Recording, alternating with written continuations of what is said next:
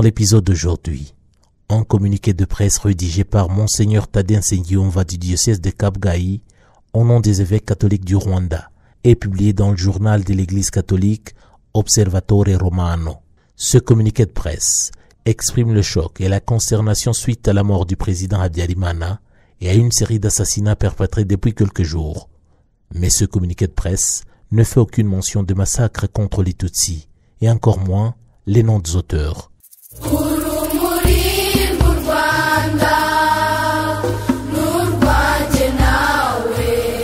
Les faits criminels qui se sont produits en date du 10 avril 1994. Les massacres ont été perpétrés contre les Tutsis dans les anciennes préfectures de Kigali, Gikongoro, Gisenyi, Byumba, Kibungo et Cyangugu. Les évacuations vers Paris ont continué par la France, où 94 orphelins, essentiellement des enfants de militaires des forces armées rwandaises, qui provenaient de l'orphelinat Saint-Agathe de Masaka, appartenant à l'épouse du président, Juvenal Habyarimana, ont été évacués via Bangui vers Paris. Ils étaient accompagnés par 34 personnes dont l'identité complète n'a pas encore été révélée. Le 10 avril 1994, le ministre Jérôme Bichabumpaka, qui commandait le portefeuille des Affaires étrangères, a rencontré l'ambassadeur de France au Rwanda, Jean-Michel Marot, et lui a demandé l'intervention des forces françaises pour, disait-il, contrôler la situation. Ce qui signifiait en réalité intervenir directement aux côtés des forces armées rwandaises pour combattre le FPR. La France n'a pas demandé l'arrêt des massacres, ni intervenu pour les arrêter, ce qui a constitué pour les génocidaires un appui moral pour les poursuivre sans rien craindre. À cette même date, du 10 avril 1994, les évêques catholiques se sont dit attristés par la mort de Habyarimana, mais n'ont pas dénoncé le génocide contre les Tutsis qui était exécuté dans le pays. Dans un communiqué rédigé à cette même date du 10 avril 1994 par Monseigneur Tadien Nsengiyumva, évêque de Kabgayi, et publié en français dans le journal de l'Église catholique romaine, l'Osservatore Romano, les évêques catholiques du Rwanda se disaient consternés suite au décès de son Excellence Juvenal Habyarimana et choqués par le nombre d'assassinats perpétrés depuis ce jour. Ils ne parlèrent nulle part de massacre de Tutsis, mais ont uniquement évoqué des troubles sans en nommer les auteurs. Ensuite, ils rendent, je cite, hommage aux forces armées rwandaises qui prennent à cœur les problèmes de sécurité. Les évêques ne disaient rien sur le rôle des forces armées rwandaises dans les massacres de Tutsis et d'opposants Hutus. Par contre, les évêques se félicitent, je cite, de la mise en place d'un nouveau gouvernement auquel ils promettent leur soutien.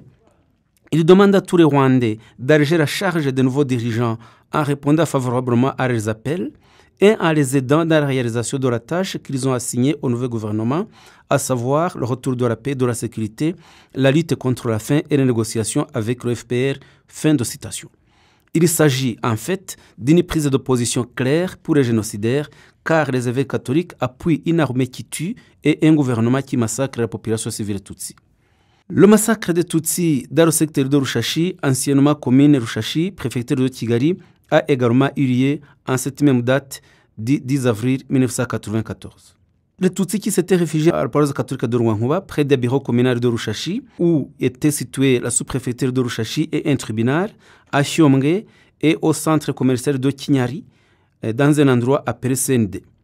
Des réunions planifiant les massacres de Tutsis ont été organisées à Rushashi, organisées chez le bourgmestre de l'ancienne commune Musasa, Aloïse Fogimana, et au bureau de cette commune, tandis que d'autres étaient organisés au siège de la préfecture de Kigali, lesquels étaient dirigés par le préfet Karera François, au bureau de la sous-préfecture Rushashi, à celui de la commune Rushashi, au secteur de Chiomge, à l'école agri vétérinaire de Rushashi et au bureau du secteur Joma.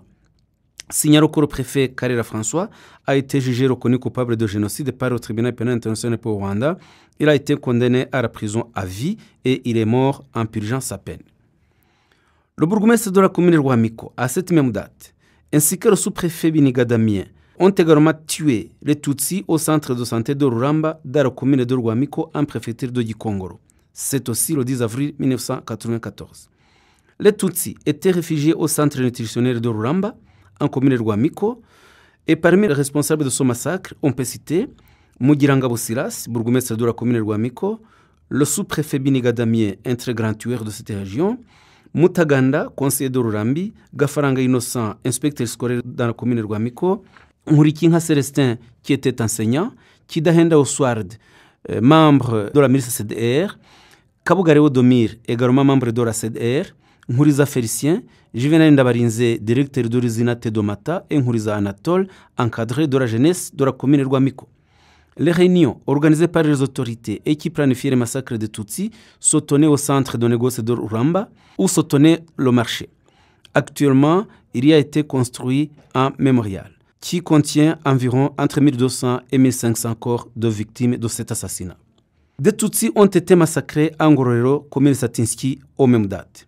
En effet, 18 au 10 avril 1994 à Ngororero, où il y avait l'ancien palais du MRND et le bureau de la sous-préfecture Ngororero en préfecture du Gisenyi, ont été tués de nombreux Tutsis venus des communes Satinski, Ramba et Gaseke et aux alentours. Certains d'entre eux ont été brûlés vifs à l'essence dans ces bâtiments administratifs dans lesquels ils croyaient avoir trouvé cachette. De nombreuses réunions qui ont planifié ces massacres s'étaient tenues dans les bureaux de ce qui était anciennement la sous-préfecture de Ngororero et les communes Ramba, Gaseke et Satinski. La plupart des Tutsis ont été tués le 10 avril et c'est cette date qui a été choisie par le district pour commémorer les mémoires. Parmi eux, il y a Rwangarinda Berkimas qui était enseignant et toute sa famille, le commerçant Bizimungu Martin, la famille de Rukara et d'autres qui, après s'y être réfugiés, étaient retournés à leur domicile. Des Tutsis ont été rassemblés au bureau de l'ancienne sous-préfecture de Ngororero et furent tués après des réunions organisées au bureau des communes Ramba, Gaseke et Satinski. Aux mêmes dates, des militaires d'Ogako, dans la sous-préfecture de Bugesera, ont massacré les Tutsis sur la colline Rebero en secteur Mayange. C'est actuellement dans le district de Bugesera. Rebero est en effet situé dans le district de Bugesera, secteur Mayange. En 1994, alors que le génocide venait d'être déclenché, les Tutsis qui habitaient près de Rebero, ainsi que ceux de Mayange, de Kibenga, de Mio et quelques-uns de Nyamata et autres, se sont réfugiés sur la colline Rebero pour rejoindre les Tutsis de la localité et pouvoir se défendre. Le 8 avril 1994, de nombreux Tutsis étaient arrivés sur la colline Rebero et se rassemblèrent. Et le même jour, ils furent attaqués par un groupe de tueurs, mais résistèrent et repoussèrent l'attaque. Le 10 avril 1994, des miliciens venus du camp militaire d'Ogako attaquèrent les Tutsis qui se trouvaient sur la colline Rebero et tirèrent sur eux. Il y eut très peu de survivants car les militaires tiraient sur eux avec des armes à feu et étaient suivis d'Interahamwe et d'Impuzamugambi qui achevaient à l'arme blanche ceux qui respiraient encore.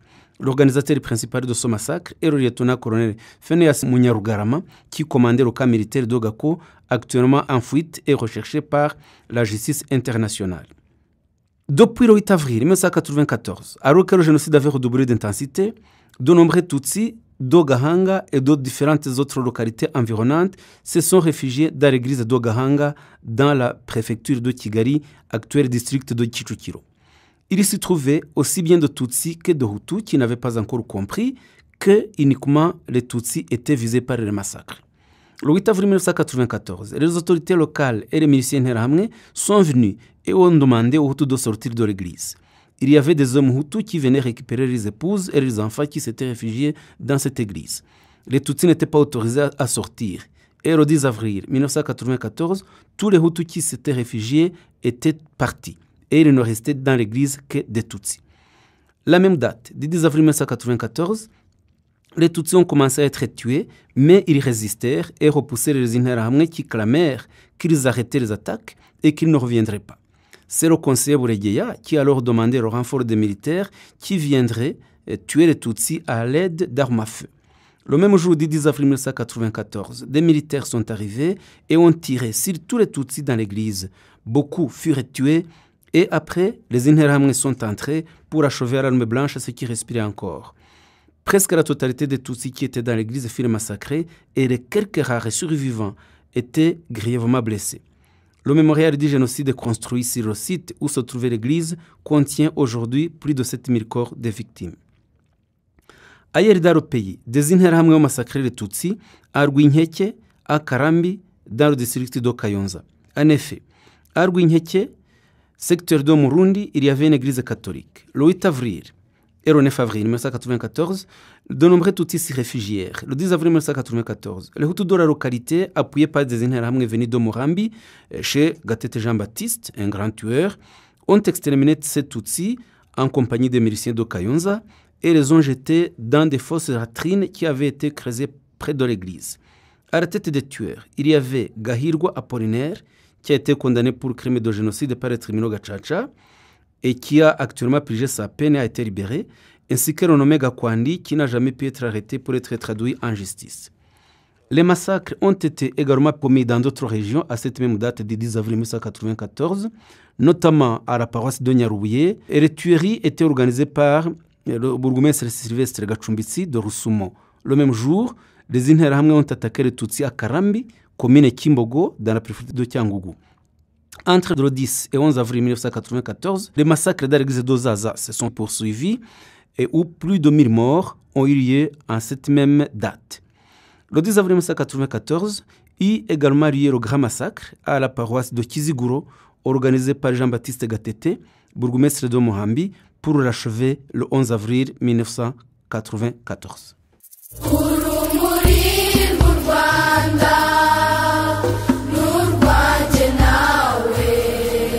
Merci d'avoir écouté ce nouvel épisode du podcast Kwibuka. Comme toujours, assurez-vous de nous laisser un commentaire sur ce que vous avez aimé sur le podcast et partagez-le avec d'autres personnes qui seraient bien intéressées à l'écouter.